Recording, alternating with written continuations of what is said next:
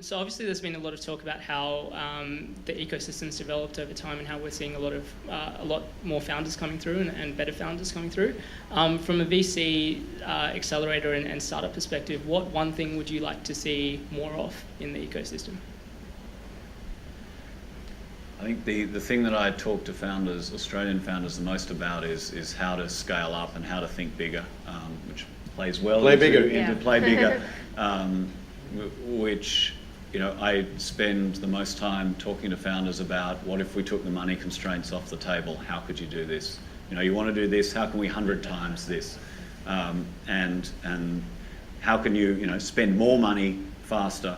Whereas I talk to my friends in venture capital in Silicon Valley, and it's kind of the opposite. They're trying to tell the founders not to spend money all at once. So we still, there are still only a very small percentage of founders in Australia that really kind of thinking super big.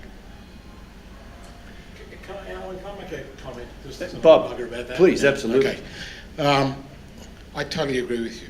Right? And what I like about your chart the last 6 years, which is fantastic, because I spent 20 years trying to get that 6 years to happen. Right? When I was back, with Al and before Quokka and a few other things, and I had Bank Ventures and Menlo and all the rest, right? Yeah. We were doing what you're doing. Yeah. Bank Ventures, I had 300 founders. Yeah. 300. Yeah. Okay? Including, most of the guys that went on, like Greg McAdoo and Sequoia and Intel, Johnny Field, the old bloke, bit of grey, right? And that's what I really love about what's happening now, right? I think you're dead right to answer your question, right? And I agree with all the panel on this, right? Alan's comment about what VCs and early stage of VCs are like in the Valley now, right, is kind of where, seriously, right, we were maybe 20 years ago. And on steroids, we just, whatever, bore the living shit out of you. The flip that's taken here is the most important part of the lot, right, seriously, right? If you can do, and if you can grab and you can start to think big with this last 6 years, right, don't waste your time in Silicon Valley.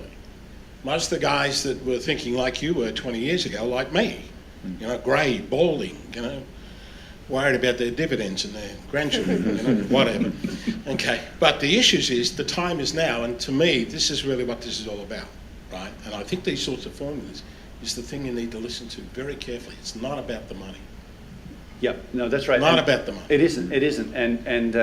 And again, sort of, if you think, you asked the question of sort of what should people be looking for in founders, and one of the things that I would say is that we teach a course at Stanford University each year on category design, and it's to the Masters of Science and Engineering folks at Stanford, like the creme de la creme of the engineers. The first, and they're taught to be skeptical, especially of marketing bullshitters, right? So the first lecture that we go in to speak to them about, we tell them we first of all give them all the stats, and that's sort of like, okay, well that's really interesting.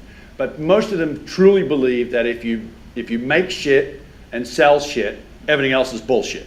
Like literally, that's how they're wired. That's what engineers are like. And the truth is that in terms of Australia, I've seen a little bit of that here too, that it's a very product-oriented kind of perspective, right? The truth is the great legends of time, and there's 135 examples in the book, have actually done not only product and company, but also this third thing called category. They've defined the playing field. They've created the, if you like, the RFP for that particular category. And when you do that, you own it. There's no second in search, there's no second in social networking, there's no second in really on online retail right now, because they've defined the playing field so broadly that no other company, no matter what technology they have, can really come in. And that piece of sort of belief that it's not just about the product and it's not just about agile development, it's more about this strategic sort of intent, that's something that I think folks from this part of the world will grok and really get on with.